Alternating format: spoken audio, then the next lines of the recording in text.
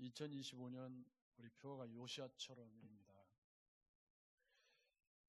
요시아처럼 인격적인 주님을 만나서 또 인격적인 주님을 만나는 걸로 부족하고 말씀을 날마다 경험하는 가운데 그 말씀으로 삶을 계속해서 개혁해 나가는 개혁자의 삶을 살아가자.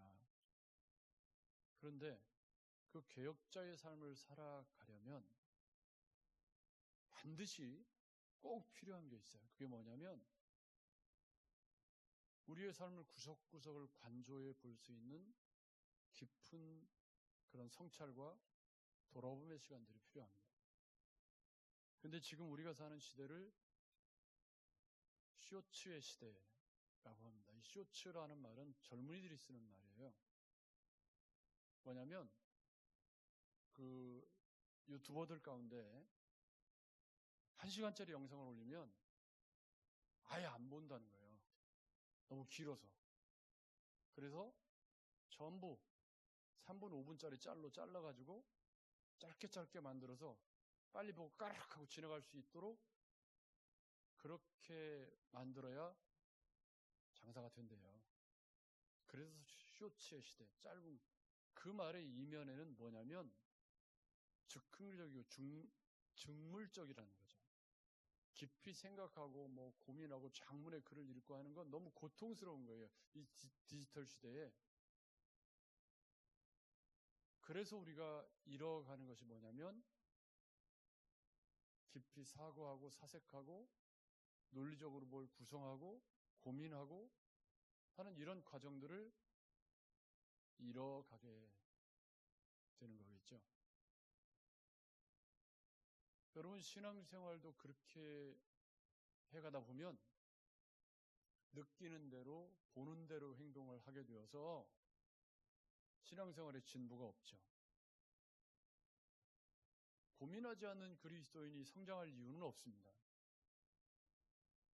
그런데 이 로마서는 이 한 권의 책 전체가 하나의 신학 논문처럼 연결되어서 가고 있어요. 그래서 이 로마서라는 책 자체가 깊은 사유의 산물이고 생각하지 않는 사람들에게는 너무 어려운 책인 거예요. 로마서 1장 16절 17절에 이 복음에 하나님의 의가 나타나서 모든 믿는 자에게 구원을 주는 하나님의 능력이 된다고 선포했죠. 그러면서 나의 의는 믿음으로 말미암아 살리라 그랬단 말이에요.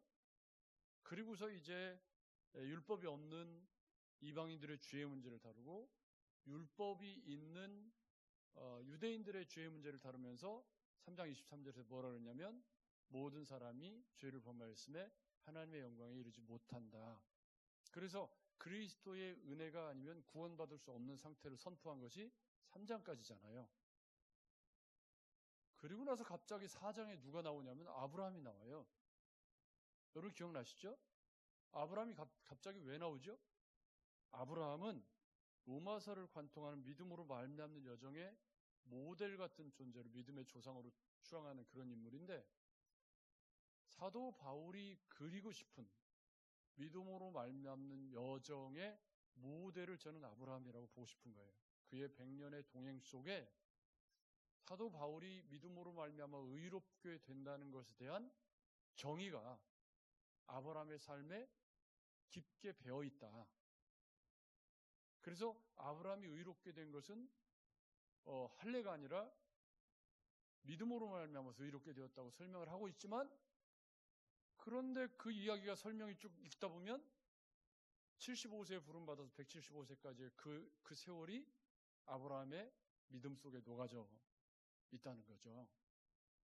그리고 나서 이제 5장에 뭘 얘기하냐면 믿음으로 의롭다 하심을 얻는다라는 사실을 1절부터 11절에 우리가 믿음으로 예수 그리스도께서 죽으시고 부활하심으로 말미암아 믿음으로 의롭게 된 이신칭의를 설명하면서 그 사람들이 누리는 축복이 하나님과 화평을 누리고 은혜 안에 들어가게 되고 영광을 바라고 즐거워하게 되는데 그러면서 이 소망에 관한 말씀을 하죠. 소망이 우리를 이제 믿음으로 살아가게 하는 원동력이 된다. 근데 이 소망은 하나님 주신 성령의 기름 부으심으로 말미암아 우리가 그 소망을 깨닫게 되고 그 사랑이 우리 마음에 부음받아서 그래서 우리가 믿음으로 살아갈 원동력이 거기서부터 나온다. 이렇게 설명이 되어진 거예요. 그런 다음에 이제 5장 12절부터 한 사람 아담과 한 사람 예수 그리스도가 설명이 되면서 왜 모든 사람이 죄를 범하게 되었는지, 죄의 영향력 가운데 살게 되었는지를 5장 후반부에 설명을 하고, 그리고 나서 이제 6장에 우리 몸을 어디에 내줄 것인가. 믿음으로 의롭게 되었다고는 하지만 믿음으로 의롭게 된 이후에 우리의 몸을 어디에 내주느냐, 주도권을. 그것에 따라서 우리의 맺는 열매가 달라지게 된다라는 얘기를 하면서 우리가 드림의 열매, 구원을 받았지만 여전히 우리가 우리 몸을 어디에 드릴 것인가의 치열한 싸움이 우리의 삶 속에 일어나고 있다. 여러분, 예수 믿고 구원받고 나면 삶이 더 복잡해질까요? 복잡해지지 않을까요? 예수 믿기 전에는 그냥 육체와 마음이 원하는 대로 살면 되잖아요. 근데 예수 믿고 구원받고 나면 예수님이 하지 말라는 게 너무 많아. 올바르게 예수를 믿으려고 하면 해야 될 것도 많고요.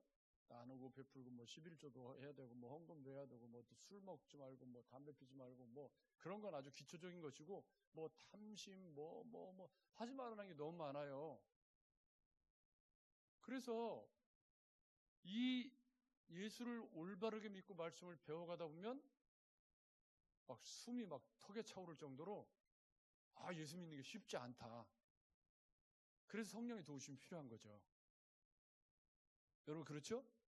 근데 그 성령의 도우심이라는 것도 인격적인 성령이기 때문에 6장에서 계속 뭐라고 설명하냐면 그런 우리의 삶 속에 우리의 삶의 주도권을 어느 쪽으로 드리느냐 그 싸움이 계속되고 있다. 그 얘기를 7장에서 다시 조금 더 심도 있게 그 드림의 싸움에서 우리 내적 갈등이 얼마나 심각한 건가를 7장에서 지금 설명을 시도하는데 너무 복잡하죠, 읽어보니까. 그래서 제가 로마서를 여러 번 설교를 했지만 이번에 다시 이제 7장을 한 묶음으로 묶어서 정리를 해보면서 어떻게 이걸 좀 쉽게 설명할 수 있을까 고민을 좀 많이 하게 되었습니다. 자, 일단 7장의 시작은 죽었다로 시작해요. 죽었다. 여기 이 남편 생전에 남편이 죽은 뒤에 이거는 예화예요. 예화. 그러니까 여자가 남편이 있을 때 다른 남자를 만나면 간음이 되지만 남편이 죽었을 때는 다른 남자하고 결혼을 해도 문제가 되지 않는 것처럼 우리가 4절에 그러므로 내 형제들아 너희도 그리스도의 몸으로 말미암아 율법에 대하여 죽임을 당했다. 이 죽임을 당했다는 주제는 앞에 계속해서 나왔던 주제예요. 우리가 죄와 사망에 보여서 구원받는 순간 율법에 대하여 죽임을 당했다. 이런 설명을 계속 해왔거든요. 그래서 율법에 대하여 죽임을 당하였으니 이는 다르니 곧 죽은 자 가운데서 살아나신 얘기에 가서 우리가 하나님을 위하여 열매를 맺게 하려 함이라. 아멘. 이게 6장에 나왔던 주제란 말이에요. 드림의 열매. 그러니까 율법에 대해서 죽고 우리가 그리스도에 대해서 살게 하셨을 때 이걸 구원이라고 그래요. 구원받게 하셨을 때 하나님께서 우리에게 기대하시는 건 뭐예요? 하나님께 드림으로 말미암는 성령의 열매가 우리의 삶에 맺혀지기를 원하시는 기대가 있다. 그런데 5절 다시 보십시오. 우리가 육신에 있을 때에는 율법으로 말미암는 죄의 정욕이 우리 지체 중에 역사하여 우리로 사망을 위하여 열매를 맺게 했어요. 이건 말을 이렇게 어렵게 써서 그렇지 그냥 예수 믿기 전에는 그냥 육체와 마음이 원하는 대로 살아도 아무 문제가 안 됐고 그렇게 그런 윤리를 맺어도 그런 열매를 맺어도 누가 나무랄 기준이 없잖아요. 그죠? 근데 이제 얽매였던 것에도 우리가 죽었단 말이에요. 예수 믿고. 그래서 율법에서 벗어났으니 이러므로 우리가 영의 새로운 것으로 섬길 것이요 율법의 조문에 묵은 것으로 아니할지니라 이렇게 선언을 해놨어요. 율법에 대해서 죽었다. 근데 여러분 그렇게 선언을 해놓고 나면 율법이 없어진 건 아니잖아요. 지금 이제 그 다음 문제가 심각한 거예요. 그러면 내가 죄에 대해서 예수 그리스도와 합하여 세례를 받음으로 논리적으로 죄에 대해 죽음이 선포되었어요. 율법에 대해서도 죽음이 선언되었어요. 거듭난 내가 되었어요. 그런데 그 이후에 그럼 율법이 없어졌냐? 아니 율법이 여전히 있어요. 그러면 구율법은 뭐 하는 건데? 그게 지금 그 다음 이야기입니다. 여러분 읽어보십시오. 그런즉 율법이 죄냐? 그럴 수 없다. 율법으로 말미암지 않고는 내가 죄를 알지. 그러니까 율법이라고 하는 것은 지금도 간음하지 말라. 이 십계명이 있잖아요. 그럼 우리 예수 믿는 사람에게 이 십계명이 뭘 해요? 간음하면 안 돼. 라고 말하고 있다는 거죠. 율법에 그렇게 명시를 해놓았기 때문에 이것을 주님이 복음서에서 마음으로 음욕을 품은 자마다 간음한 것하고 수준을 이만큼 끌어올려놨단 말이에요. 여러분 그렇죠? 그러니까 사실은 율법에 대해서 죽었다고 그랬는데 가만히 예수를 믿고 나서 이제 말씀으로 잘 살아보려고 그러니까 율법에서 하지 말라는 거, 뭐 하라는 거 이런 것들이 다시 살아나서 나를 공격하기 시작하는 거죠. 진지하게 예수를 믿고 살아가려고 하면 그런 고민이 생길까요? 안 생길까요? 성경을 읽다 보면 하라는 얘기와 하지 말라는 얘기로 구분이 돼요. 그죠?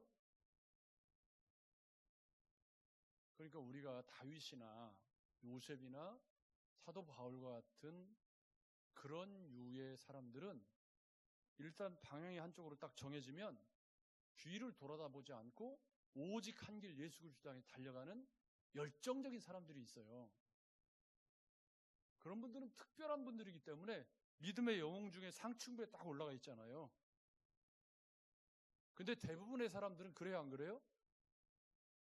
대부분의 사람들은 예수 믿고 나서도 이리 갈까 저리 갈까 차라리 돌아갈까 그런단 말이에요.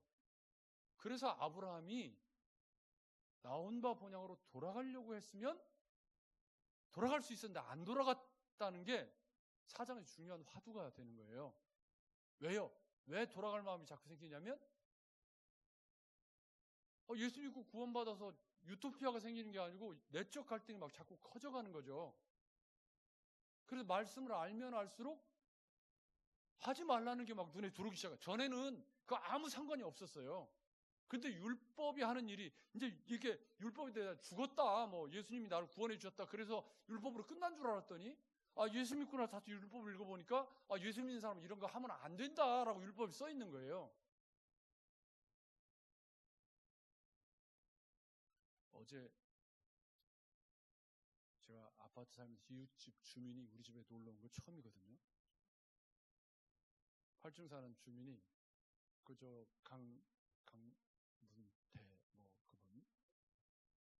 사회사업 그분이 놀러 왔어요. 왜냐면 어제 그 김땡중 목사님 우리 집에 왔거든. 근데 그분이 와가지고 이제 저쪽 어떤 교회 장로님인데요. 성경 통독을 태어나 처음 하시는가. 아무튼 성경 통독을 자기가 시작을 했는데 성경 통독을 하다 보니까 성경에 이런 말도 있었나? 이게 자꾸 보이더라는 거예요.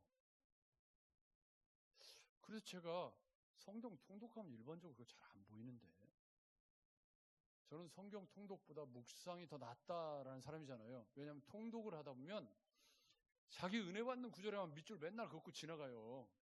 그리고 조는 데는 맨날 졸아. 통독이라는 게 읽다가 문맥 파악이 안 되고 그냥 읽다가 졸면서 막 지나가기도 하고 그러잖아요. 안 해봤나?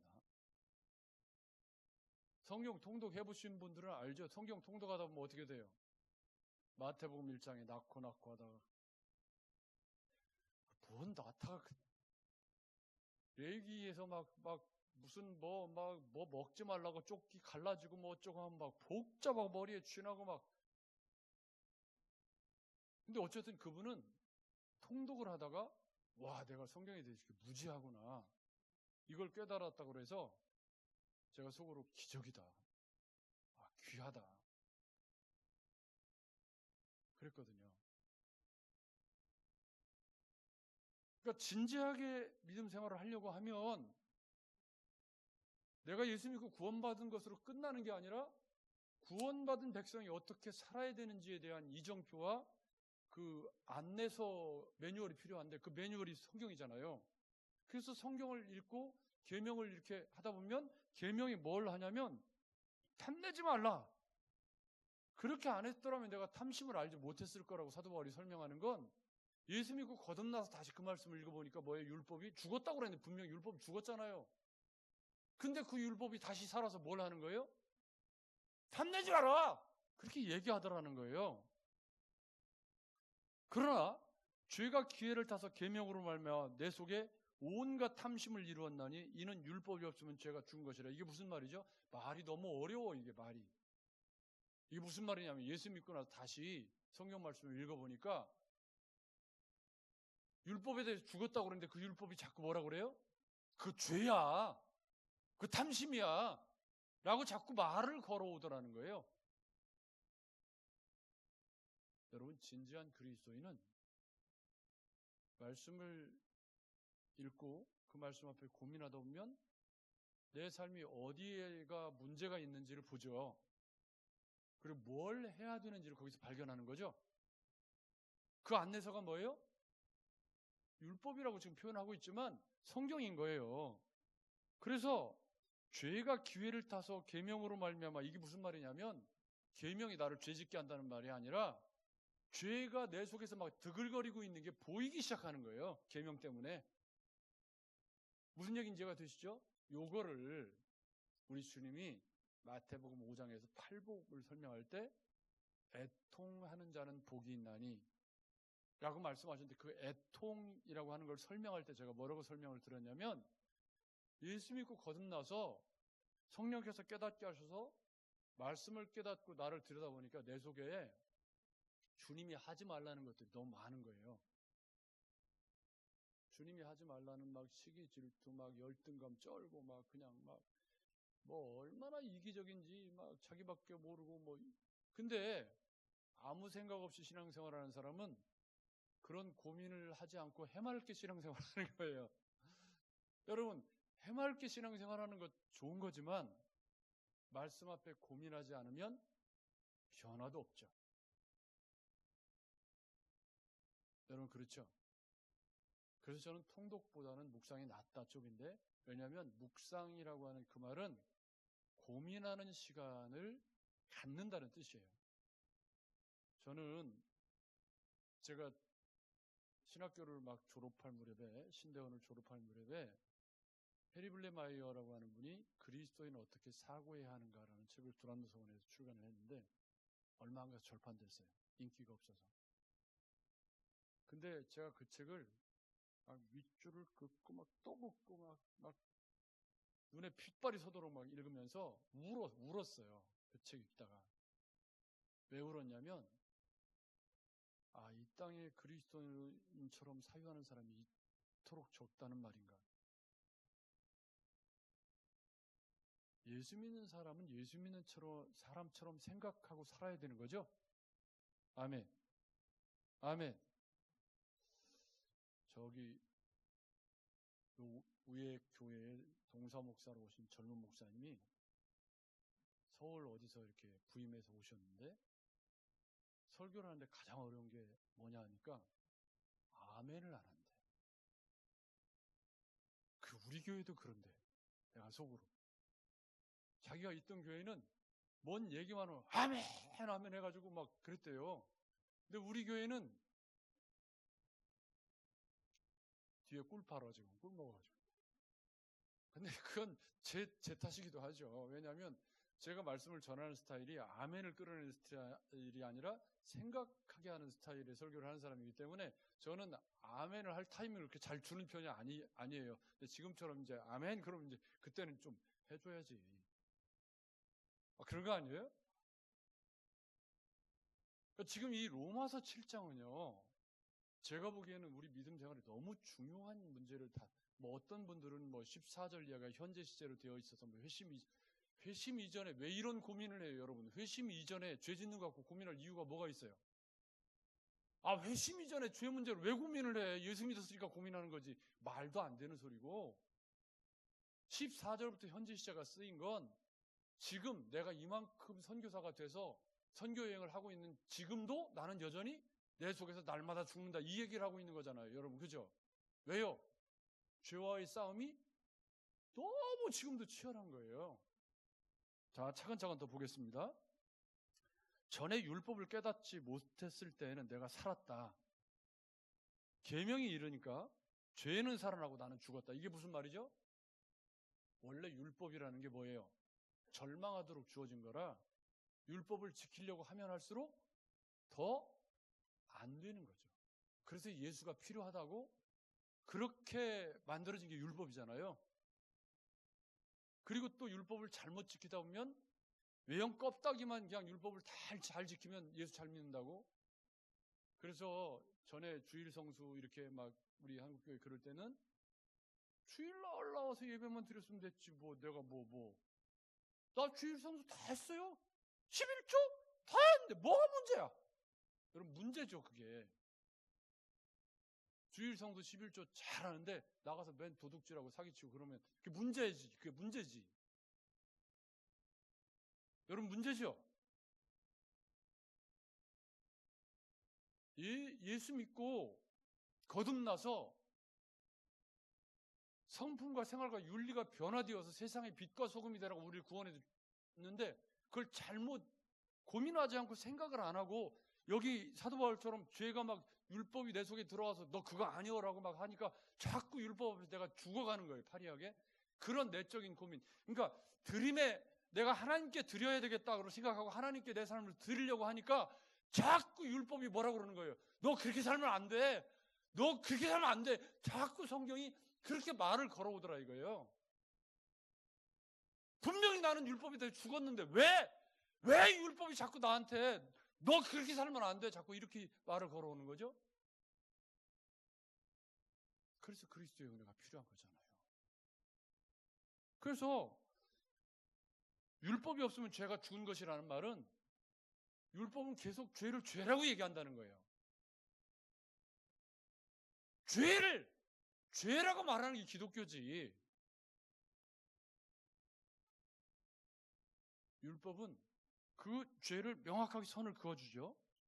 그래서 전에 율법을 깨닫지 못했을 때는 내가 살았더니 계명이 이름에 죄는 살아나고 나는 죽었다. 이 말은 앞에 율법에 대해 죽었다는 말과 다른 의미죠. 이건 뭐죠?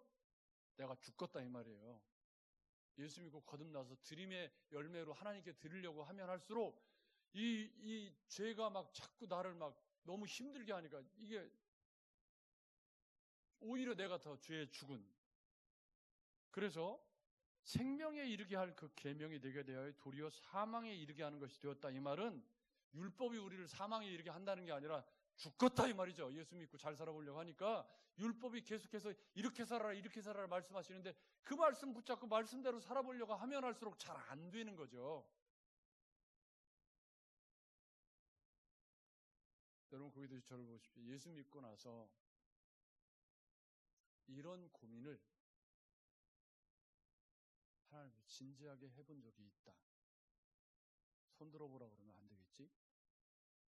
마음으로 손을 들어보세요. 나는 예수 믿고 나서 말씀대로 좀 살아보려고 하는데 왜 이렇게 안 되지? 정말 어떤 상황이 생겨서 거기서 사고를 대빵치고 온 거예요. 집에 들어가서 한탄하는 거죠. 내가 거기서 그 말을 왜 했지? 성령께서 주시는 마음이죠. 그때 그 말을 안 했어야 되는데 그 말을 왜 해가지고 그렇게 막 난장판을 만들고 그때 좀 내 혈기를 좀 참을 걸. 이게 뭐가 하는 일이에요? 지금 사도 바울이 율법이라고 표현했지만 말씀이 우리 속에 들어왔을 때 우리를 애통하게 하는 거죠. 그래서 복음을 깨닫고 나니까 주님이 좀 나누고 베풀러 살라고 그러는데 이게 잘 안 되는 거예요. 너무 안 되는 거죠. 사는 것도 빠듯하고 나누려고 그러면 또 뭐 생각나고, 근데 자꾸 나누라고 그러니까 부담스러워서 그 말씀 안 읽어. 그럼 안 읽으면 그게 돼요? 외면하면 되나요? 안 되죠. 외면하면 할수록 더 마음의 죄책감이 더 커가는 거죠. 하는 신용이라도 해야지. 하는 신용이라도 자꾸 하다 보면 제일 나쁜 케이스가 뭐냐면요. 이 말씀은 조금 이제 신앙생활 오래 하다 보면 이 말씀은 꼭 그렇게 해석 안 해도 돼. 이건 뭡니까? 교묘한 범죄죠.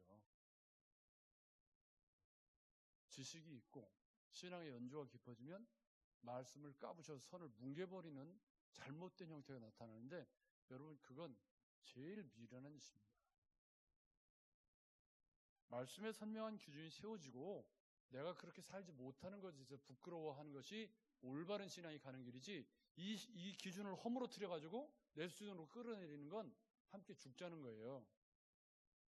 그러니까 사도 바울이 이렇게 괴로워하는 것은 율법도 거룩하고 계명도 거룩하고 의롭고 선한 건데, 근데 문제는 뭐냐면 그 선한 것이 내게 사망이 되느냐? 그럴 수 없다. 근데 죽겠다는 거죠.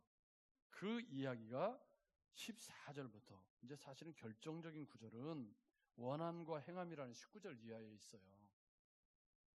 이게 6장에 있는 드림의 열매와 연결돼서 오늘 말씀의 제목이 왜 원함과 행함이냐면, 원하는 거하고 행하는 것 사이에 갈등의 폭이, 진폭이 자꾸 커져가는 거죠.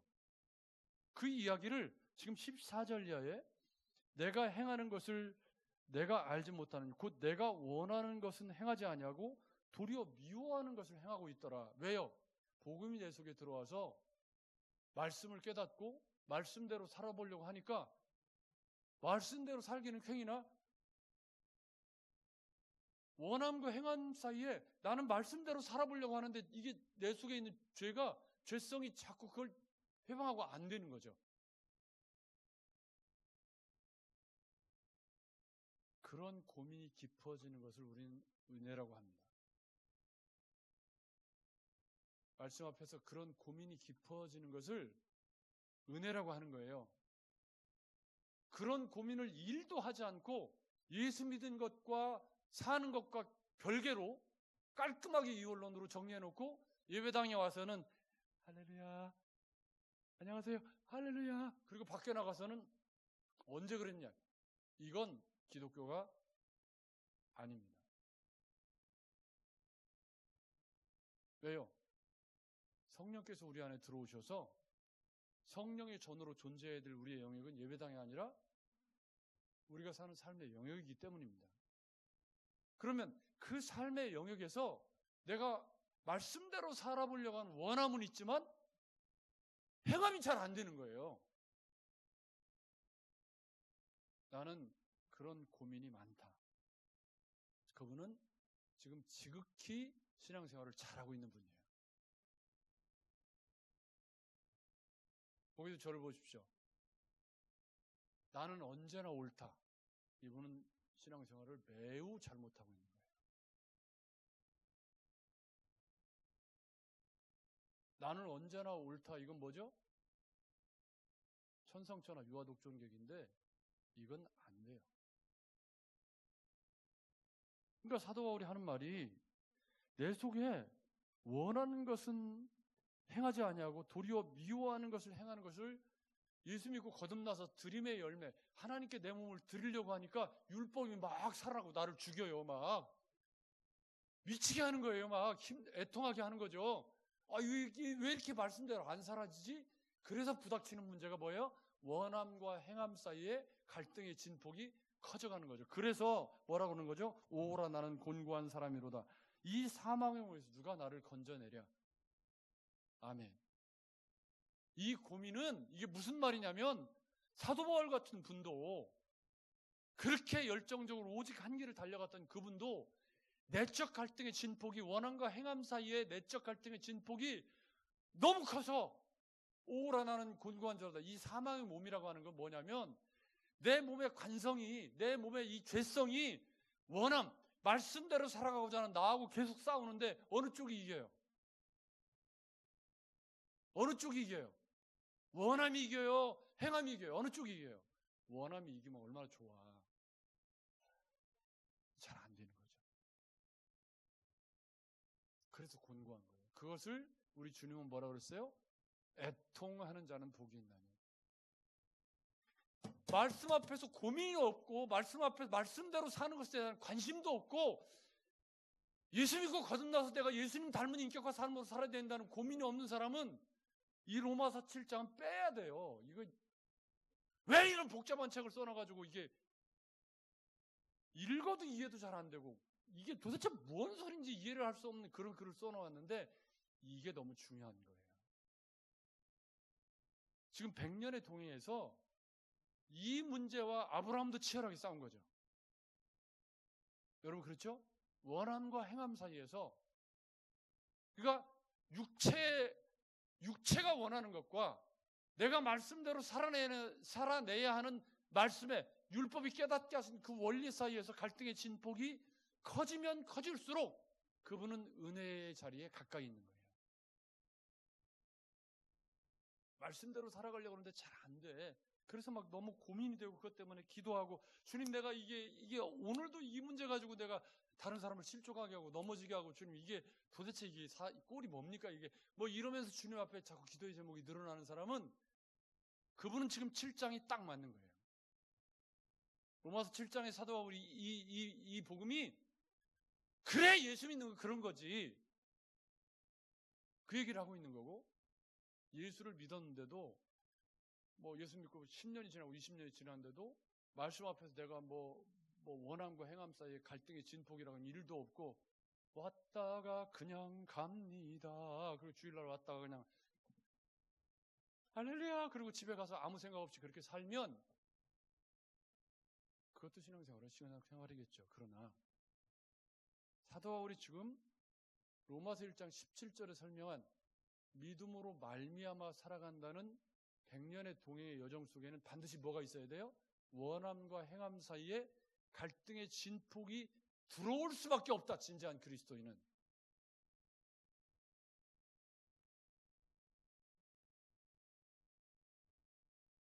그래서 18절에 뭐라고 말하냐면, 내 속 곧 내 육신에 선한 것이 거하지 아니하는 줄을 아노니 원함은 내게 있으나 선을 행하는 것은 없노라. 내가 원하는 바 선은 행하지 아니하고 도리어 원하지 아니하는 바 악을 행하는도다. 만일 내가 원하지 아니하는 그것을 행하면 이를 행하는 자는 내가 아니요 내 속에 거하는 죄니라. 이게 죄에 대가 지금 핑계대겠다는 말이 아니고, 내가 말씀대로 진지하게 그리스도인으로 살아보려고 하니까 내 속에 죄악들이 꿈틀거리는 게 너무 많이 보이는 거예요. 이기적이고 욕심 사납고 비방하기 좋아하고 시기 질투 많고 그런 부끄럽고 게으른 모습이 너무 많이 내 속에, 그런 죄의 열매가 주렁주렁 맺히고 있는 게 보이는 거죠. 여러분 이건 믿음으로 말미암는 여정에 올바른 그리스도인이라면 반드시 거쳐가야 하는 과정, 아니 주님 다시 오실 때까지 싸워야 할 치열한 싸움입니다. 그래서 25절을 우리 같이 읽어야 돼요. 시작. 우리 주 예수 그리스도로 말미암아 하나님께 감사하리로다. 그런즉 내 자신이 마음으로는 하나님의 법을, 육신으로는 죄의 법을 섬기노라. 아멘. 이게 무슨 말이죠? 이게 믿음으로 가는 나의 현재 모습인 거예요. 이걸 아는 사람은 교만할 수가 없고 자랑할 수가 없지. 로마서가 아직 끝난 게 아니기 때문에 8장을 읽어야 되거든요. 8장이 지금 이 논리에 꽃을 피우는 장이기 때문에 8장까지 계속 가야 되는데 7장, 8장을 한꺼번에 설교할 수는 없잖아. 7장은 지금 문제제기인데 어떤 문제제기예요? 6장의 드림의 열매, 7장에서도 하나님께 드려진 열매, 그 열매 이야기를 하는데 그 열매 이야기를 하고 나서 보니까 이게 잘 안 되는 거예요. 그 내적인 치열한 싸움을 원함과 행함이라고 7장에 정리를 해놓은 것이고, 앞쪽에 13절까지는 죽었다 살았다는 개념에 대해서 다시 개념 정리를 해놓은 것이죠. 이해가 되시죠? 율법에 대해서 죽었다, 내가 죽었다, 계속 이렇게 설명하는 건 지금 사도 바울이 구원받은 이후에 우리의 삶에 관한 내용을 설명을 해놓으신 거고, 그리고 14절 이후에는 그로 말미암아 실제로 내 삶이 너무 곤고하다. 왜? 원함은 있지만 행함이 잘 안 돼서 이게 믿음으로 잘 안 사라지는 애통함이 가슴 속에 철철 흘러넘치는 그런 애통함이 내 안에 있다. 사랑하는 여러분, 우리가 예수 믿고 거듭나서 하나님의 자녀로 살아가는 삶의 여정에 이 원함과 행함 사이에 하나님이 원하시는 것을 내가 하려고 할 때 이 갈등이 일어나지, 하나님이 원하시는 것에 관심도 없고 들어가도 못 받고 나가도 못 받고 나 복 주시는 하나님에게만 관심이 있는 분들은 이 말씀을 이해도 안 가고 읽어도 이해도 안 가고 왜 복잡하게 성경에 이런 말을 써놨느냐고 그렇게 얘기할 수밖에 없는 거예요. 그렇지만 내가 원하는 것을 관철시키는 그런 하나님이 아니라 하나님이 내게 원하시는 것에 관심이 있어서 성경을 읽으면 원함과 행함 사이의 갈등의 진폭이 커져갈 수밖에 없고, 그 진폭이 커져가면 커져갈수록 오라 나는 곤고한 자로다, 누가 이 사망의 몸에서 나를 건져낼 수 있어, 이런 탄식이 쏟아져 나올 수밖에 없는 거죠. 우리는 그것을 뭐라고 그래요? 은혜라고 부릅니다. 그게 은혜인 거예요. 그게 복음 앞에 살아가는 사람들이 애통함을 겪으면서 성장해가는 은혜의 실체인 거죠. 그런데 우리가 예수 믿고 거듭나서 말씀 앞에서 한 번도 그런 고민을 해본 적이 없고 그냥 해맑게 예수를 잘 믿고 있고 그냥 사는 건 내 마음대로 살고 있고, 이 땅에 그런 그리스도인이 너무 많기 때문에 그래서 로마서가 너무 절실하다. 로마서는 생각하는 그리스도인의 것이죠. 여러분 그렇지 않나요? 지금 로마서를 우리가 쭉 읽어가고 있지만 사도 바울은 분명히 전략적으로 이 글을 쓰고 있기 때문에 점진적으로 지금 구원을, 믿음으로 말미암은 구원의 여정을 설명하고 있는데 7장은 그중에 내적 갈등에 관한 얘기를 전략적으로 쓰고 있는 거예요. 우리는 믿음의 싸움에 이 애통하는 자의 복에 관한 이 로마서 7장을 정말 애통하는 마음으로 읽어야 합니다. 지금까지 말씀 앞에서 이런 고민을 한 번도 해본 적이 없다면 다시 로마서 7장을 읽어보시면서 왜?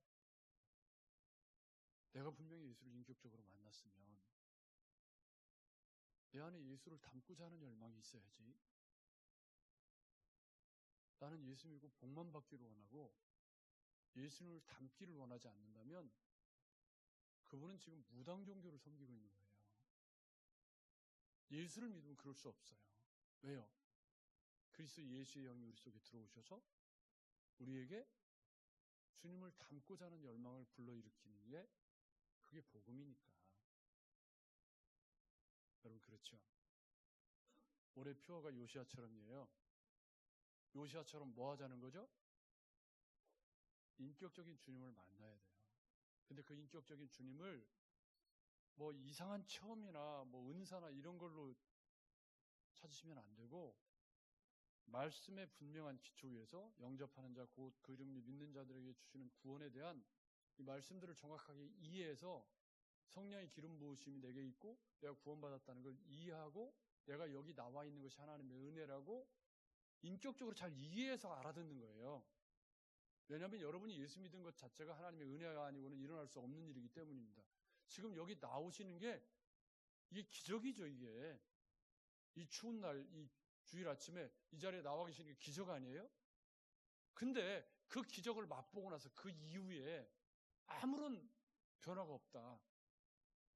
그러면 신앙생활이 예수 믿어도 잘 되는 것도 없고, 뭐 예수 믿어도 뭐 하나도 뭐 좋아지는 것도 없고, 왜 안 좋아지는 거예요? 원함과 행함이 없기 때문이죠.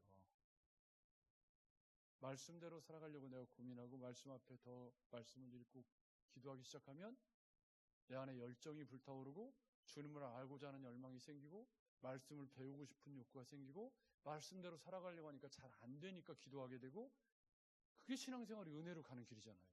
근데 그런 의지적인 드림의 열매에서 내가 드리는 노력은 일도 한 번도 해본 적이 없다 지금까지. 그러면 어떻게 주님께 가까이 갈 수가 있겠어요? 사랑하는 여러분, 요시야처럼 개혁자의 삶을 살아가기 위해서라도 우리는 매일